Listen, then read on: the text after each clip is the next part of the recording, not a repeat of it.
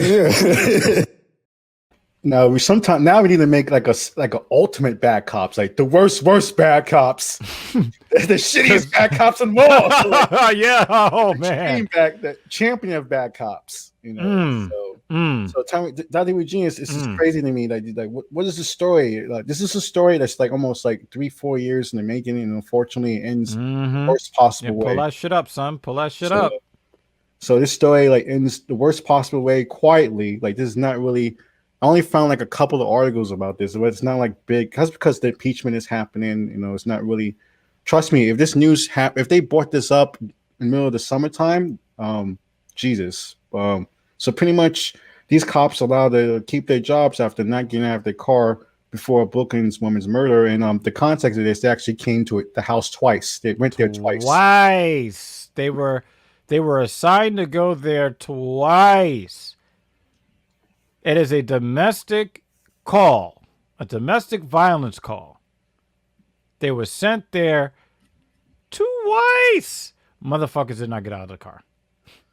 So the first December 22nd, they drove to the home of the victim, Tonie Wells, but never left their car. She called 911. The neighbor called half hour later. They drove a second call and never got out to investigate. Really graphic stuff. They were suspended for 30 days without pay. And they didn't even lose vacation time. They were later found guilty by the department of failure to take police action, but instead of losing their jobs, they were placed on dismissal probation, meaning they had to keep their nose clean for a year or risk termination for any new. As long as they don't kill nobody, this is the bar so low. Please don't kill no one. I'll get anyone else killed for a year, and then you can keep your job. Imagine any other job like that, I cannot think of a single job like that. Like in my line of work, you get the fuck out. You kill anybody, like you out of here. Yeah, in my line of work, if my negligence or my refusal to do my job as a trainer causes an injury to a member, I'm done.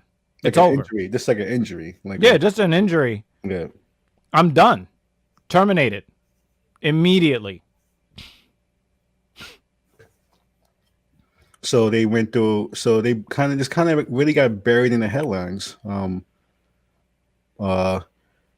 Has final say how cops found guilty of work violations by the department. Neither cops were docked for vacation days. As you said, Dr. Virginia, so they didn't lose vacation time.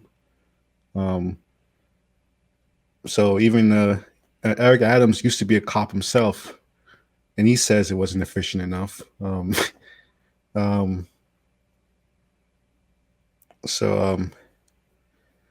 He's actually a favorite for mayor, which is a whole other topic.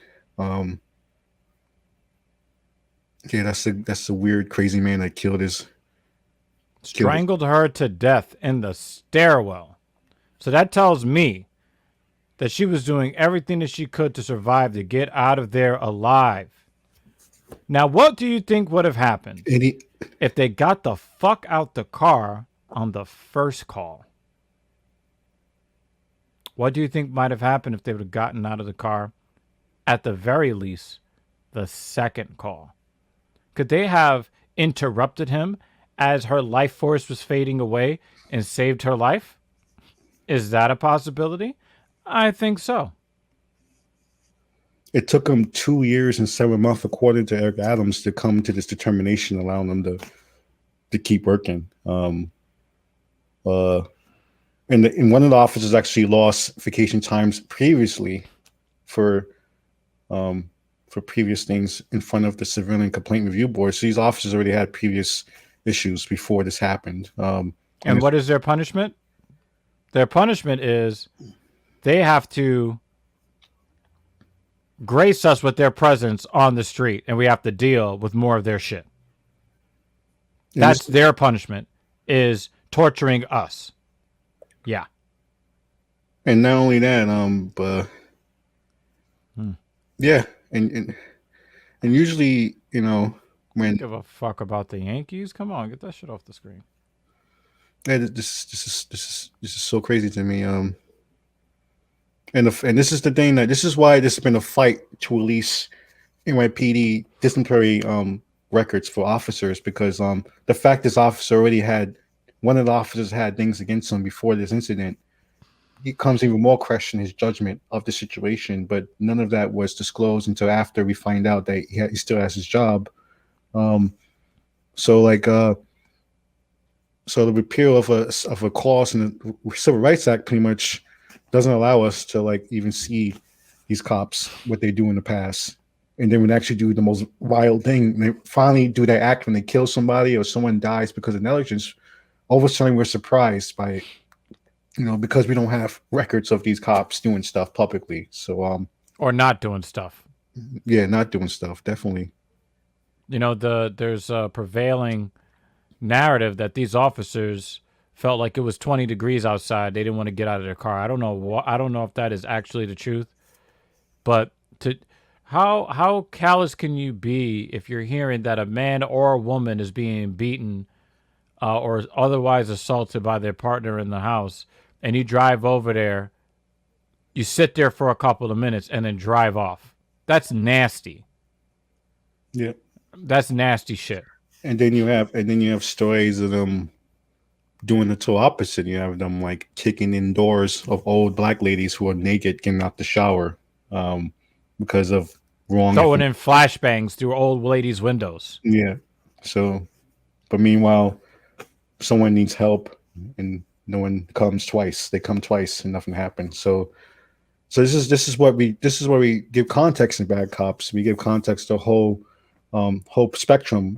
How when officers don't do things and when officers do things, it's a whole kind of perspective. When you see people talk about more cops, if there's more cops not doing nothing, what does that even mean? So you have to really think about what are cops doing in the first place, even before you say, you know, give cops more money or more cops in the street. What are cops even doing in the first place?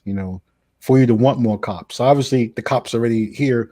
And New York City has one of the largest police forces in the world. And it's always this call for more cops. It's always strange to me. How many cops you want? You want a cop in every house, But how many cops do you need if they don't get the fuck out the car? Yeah. This was, when I saw this, man. It just, I don't know, man. It just hurts to see shit like this, It's just it. I mean, how can you be that cold? That's some cold ass shit, man. Like, somebody's like, I think someone's about to kill me, and you're like, yo, we'll be around to pick up the body when they're done. Like, that's how I see it.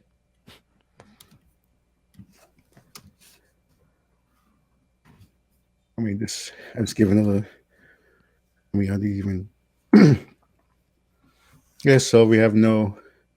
We actually have no images of the officers, so they back out in the streets to do nothing. So watch out for those officers.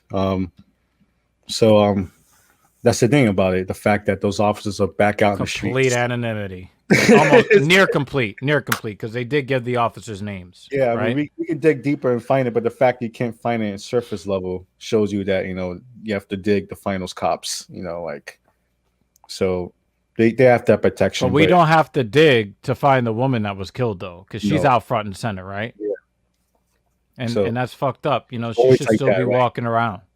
She should still be walking around today. And this is just, it's not everything about this stinks. There's nobody that is attached to this that holds any virtue or any honor. This is completely, except for the victim. That's it. So, and the neighbor called the second time. So Yeah. so this is Black Power Magical Hour. We give stories that don't hit the headlines at all. These stories, I mean, I tried googling the stories, like 3 headlines and the two behind the paywall, pretty much. So it's important we get Tonie Wells, her name out there. She died in the same way of misconduct of police, the same way that Michael Brown died, the same way other people have died. So follow us. Action or inaction. Yeah. Action or inaction. Her death was facilitated by the decisions that. Remember, we're talking about two officers, and again, we hear a lot about good cop and bad cop, right?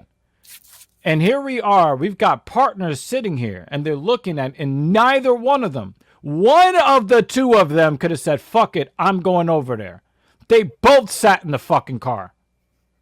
This is the kind of shit we're talking about.